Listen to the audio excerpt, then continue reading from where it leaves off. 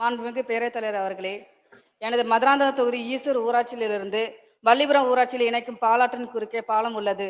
இது மிகவும் பழமையானது. இந்த பாலம் மிகவும் பழுதடைந்து விட்டது.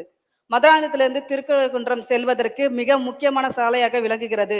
மேலும் இந்த பாலம் மழைக்காலங்களில் வெள்ளப்பெருக்கு ஏற்படும் பொழுது வெள்ளத்தில் அரித்து சென்று விடுகிறது. இதனால் போக்குவரத்து துண்டிக்கப்படுகிறது.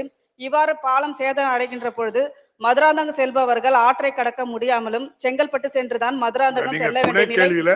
இந்த இடத்துல இருந்து இந்த இடம் வரை அமைக்கப்படுமான்னு மட்டும் கேளுங்க.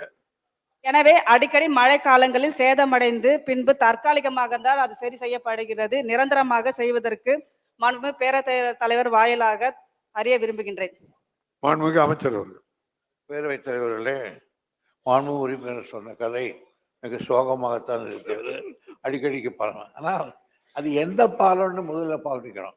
அது பஞ்சாயத்து பாலமா, பஞ்சாயத்து யூனியன் பாலமா, அல்லது நெடுஞ்சாலைத்துறையில் இருக்கிற ஒரு பிரிவை சேர்ந்த பாலமா அப்படின்னு பார்க்கணும். எங்களுடைய எல்லாமே இந்த பாலத்தை பற்றி கேட்டதுனாலே எல்லா பாலத்தையும் இரிகேஷன் டிபார்ட்மெண்ட்டே செய்கிறாரு. என் துறைக்குன்னு இருக்கிறதெல்லாம் நான் செய்ய முடியும். ஆனால் பாலம் கட்டுறது பல துறைகள் இருக்கு. உனக்கு ஒரு நியாயமான பிரச்சனை, எல்லா மந்திரியும் கவனிச்சிருக்கோம், யாராவது ஒருத்தர் கட்டி கொடுக்கணும்.